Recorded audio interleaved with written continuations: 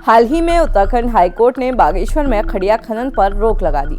खड़िया पहाड़ों की छाती चीरकर निकाले जाने वाला एक ऐसा पत्थर जिसके खनन से आज कई व्यापारी, अधिकारी और सरकार खूब मुनाफा कमा रहे हैं। वहीं इसका दंश झेल रहे हैं हमारे पहाड़। कैसे खड़िया खनन से बर्बाद हो रहे हैं हमारे पहाड़? खड़िया से असल में फलता फूलता कौन है? आइए जानते हैं इस वीडियो में। नमस्कार, मैं हूँ रक्षिता, आप देख रहे हैं खबर उत्तराखंड। खड़िया पहाड़ों पर सदियों से इस्तेमाल किया जाता है। एक ज़माने में इसी से हमारे पापा दादा स्लेट पर लिखा करते थे। हिसाब करने से लेकर कई कामों में इसे इस्तेमाल किया जाता था। हालांकि आज ये कई प्रोडक्ट्स का कच्चा माल है। कॉस्मेटिक से लेकर दवाओं, कागज़, पेंट, प्लास्टिक और फूड प्रिजर्वेटिव तक में खड़िया का इस्तेमाल होता है। पर इस खास पत्थर का खनन पहाड़ों के लिए कितना ज़्यादा खतरनाक है, चलिए आपको बताते हैं। दुनिया में सबसे बेहतर क्वालिटी का खड़िया हिमालय और हिंदुकुश के इलाके में पाया जाता है, जिस वजह से उत्तराखंड की छाती छलनी करके खनन माफिया बड़े अमाउंट में खड़िया निकालते हैं और पीछे छोड़ जाते हैं तो बस बंजर, टूटते और धंसते पहाड़।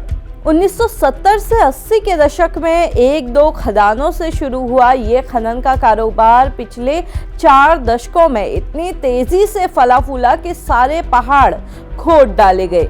और जब से खड़िया को खनिज से उपखनिज घोषित किया गया है, तब से तो खनन माफियाओं ने पहाड़ों का कतरा कतरा खरोड़ डाला है।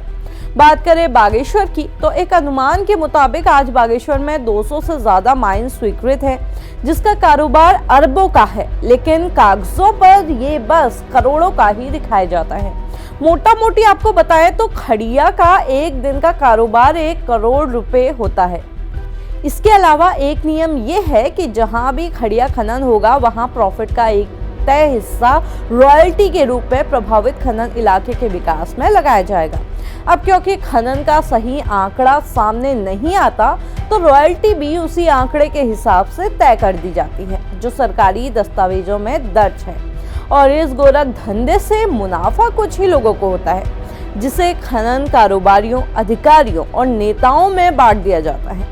पहाड़ों के लोगों के हिस्से आता है तो बस धंसते खेत, दरारों भरे घर, खुदते जंगल और भूस्खलन।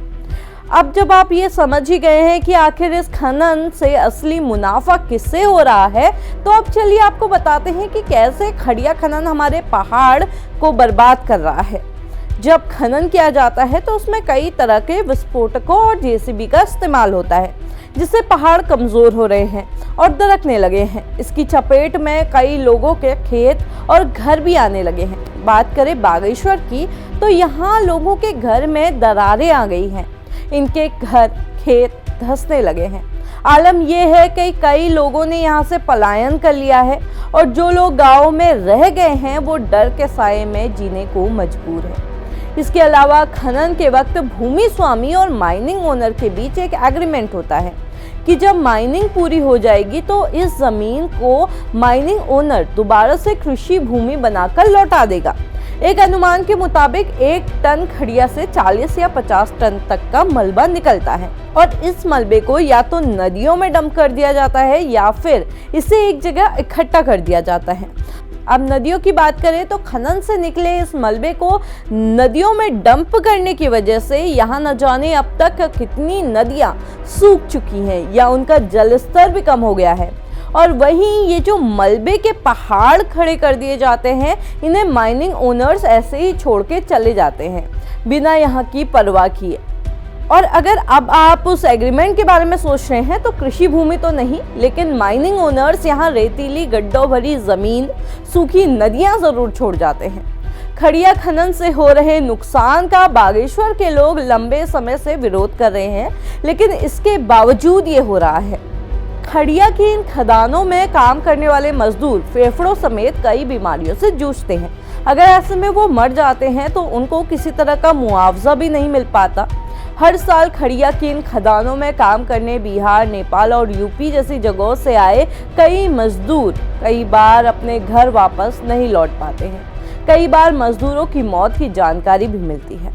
बागेश्वर में खड़िया खनन का काम कैसे धड़ल्ले से चल रहा है, इसका अंदाजा आप इससे लगा सकते हैं कुछ वक्त पहले बागेश्वर से हमें एक ईमेल मिला जिसमें बागेश्वर की ही रहने वाली जीवंती देवी ने हमारे साथ अपना दुख साझा किया। जीवंती देवी के मुताबिक उनकी 115 नाली जमीन पर धोखे से कब्जा कर उसमें खनन किया जा रहा था। कहीं से भी न्याय न मिलने के बाद उन्होंने मीडिया का सहारा लिया और खत लिखकर आत्मदाह की चेतावनी भी दी।